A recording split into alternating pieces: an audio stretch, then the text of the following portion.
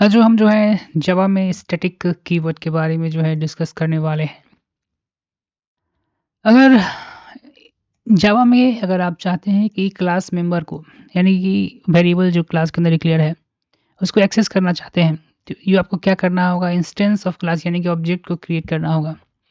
But if there will be a situation, मान लीजिए कि सिचुएशन क्रिएट हम कर रहे हैं where you want to access the class member, जहाँ पर हम लोग एक्सेस करना चाहते हैं क्लास मेंबर को बिना विदाउट एनी वेरिएबल, बिना वेरिएबल को क्रिएट किए हुए। इन दो सिचुएशन, इस सिचुएशन में हम लोग क्या करेंगे, we can use the static keyword in Java.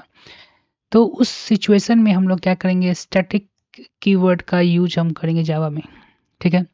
If you want to access the class member, अगर आप चाहते हैं कि क्लास मेंबर को आप एक्सेस करें without creating a instance of class, बिना बिना ऑब्जेक्ट को क्रिएट किए हुए, तो वहाँ पर हम लोग we need to declare the class member. तो हमने क्लास मेंबर को स्टैटिक डिक्लेयर करना होगा। जैसे द मैथ क्लास जो जावा में है उसके जितने भी मेंबर्स हैं वो स्टैटिक्स हैं। सो इसीलिए we can access its member without creating instance of class यानी कि ऑब्जेक्ट। तो एक जावा में मेथड क्लास है, मेथड्स क्लास, जिसके सभी मेंबर्स जो हैं वो स्टैटिक डिक्लेयर किए गए हैं।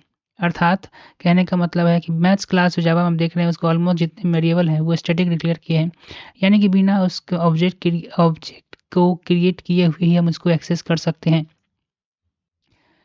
जैसे कि यहाँ पर तुम देखोगे ये हमारा क्लास मैथ्स क्लास नाम है, तो इसको हम लोग यहाँ पर कॉल करें maths dot A B S minus हम लोग भेजा है maths dot P I, maths dot E, maths dot power. ठीक है। तो absolute value of the 12 minus 12, value of pi हम पूछ रहे हैं, वैल्यू ऑफ ई पूछ रहे हैं, और 2 टू पावर 2 यानी कि 4। अगर इसको हम लोग रन करवाते हैं तो एब्सोल्यूट वैल्यू इसका 12 होगा, पाई का वैल्यू इतना कुछ, ई का वैल्यू इतना दिया और इसका पावर 4 दिया। समझ में आ गया? देखिए अब क्या कह रहा है, इन द एबव एग्जाम्पल यानी कि ऊपर दिए गए एग्जाम्पल में we have not create any instance of maths class. ऊपर दिए गए क्लास में हमने क्लास मैथ्स क्लास का कोई भी ऑब्जेक्ट क्रिएट नहीं किया है, but we are able to access its member, लेकिन हम लोग उसके मेंबर्स को जो है मैथ्स क्लास का योग्य मतलब एक्सेस कर पा रहे हैं।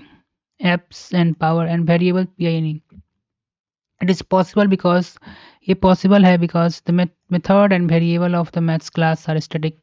ये पॉसिबल है बिकॉज द मैथ्स और वेरिएबल क्लास जो है वो क्या है, वो स्टैटिक हमने डिक्लेयर करके रखा है। स्टैटिक मेथड्स जो है वो किसी भी ऑब्जेक्ट से बिलोंग ना कर कर एक पर्टिकुलरली जो है क्लास से belong. Static methods are also called class method कहते हैं। It is because static methods belong to the class, class से बिलोंग करता है न कि किसी पर्टिकुलर ऑब्जेक्ट से। And we can invoke the static method directly using the class, और हम लोग जो क्या कर सकते हैं, किसे कॉल कर सकते हैं static method to directly class के नाम को लेकर। एग्जांपल देखिए, यहाँ पर दो हमने क्लास बनाया, एक क्लास टेस्ट नाम का क्लास है और क्लास मेन में, ये क्लास मेन का एक हमने फंक्शन बनाया पब्लिक स्टैटिक वाइड मेथड, जिसे हम लोग क्लास मेन के अंदर जो है इसको डायरेक्टली कॉल कर पा रहे हैं टेस्ट डॉट मेथड। ठीक है, इसको सिर्फ इस क्लास के नेम से देखिए।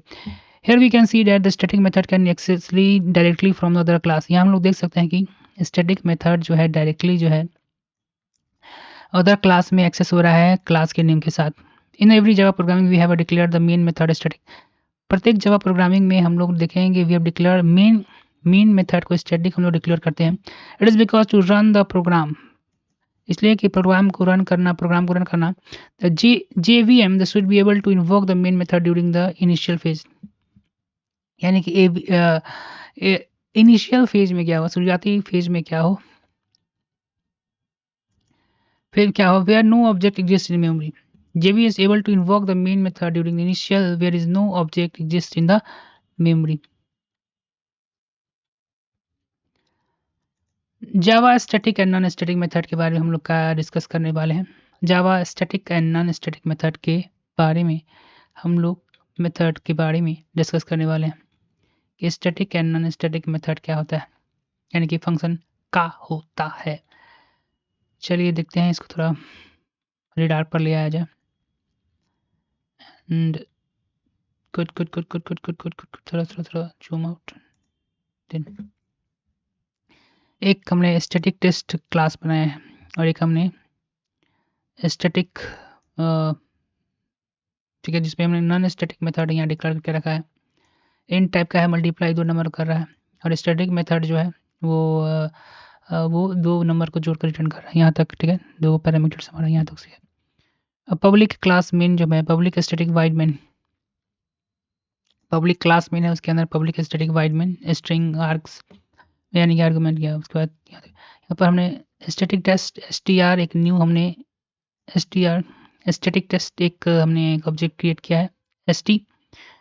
Call the non static method को हम कॉल कर रहे हैं system dot println 2 × 2 plus st dot multiplying 2 × 2, 2 argument हमने भेजा है, यानी कि आंसर इसका 4 हो जाएगा। ठीक है, सिस्टम डॉट प्रिंट यानी कि स्टैटिक मेथड में देखिए यहाँ पर हमने ऑब्जेक्ट की जरूरत नहीं है, सीधे हमने क्लास का नाम लिखा है डॉट ऐड हमने दिया है और फंक्शन जो है डायरेक्टली कॉल हो जाएगा। यहाँ देखिए तो रिजल्ट में कुछ इस तरीके से 4 और 5 जो है हमको शो करेगा। बोला गया एवं प्रोग्राम जो आप देख रहे हैं, we have declared a non static method, जहाँ पर हमने नॉन डिक्लेयर्ड स्टैटिक मेथड को मल्टीप्लाई को डिक्लेयर कर रहा है एंड स्टैटिक मेथड को डिक्लेयर किया जो कि ऐड है इनसाइड द स्टैटिक टेस्ट के अंदर, क्लास के अंदर। इनसाइड द मेन क्लास के अंदर we have see that we are calling non static method को हम लोग कॉल कर रहे हैं इस ऑब्जेक्ट के str के ऑब्जेक्ट की मदद से। फिर आप कॉलिंग करें नॉन स्टैटिक मेथड को विदाउट ऑब्जेक्ट को क्रिएट किए हुए। यहाँ तक हो गया हमारा।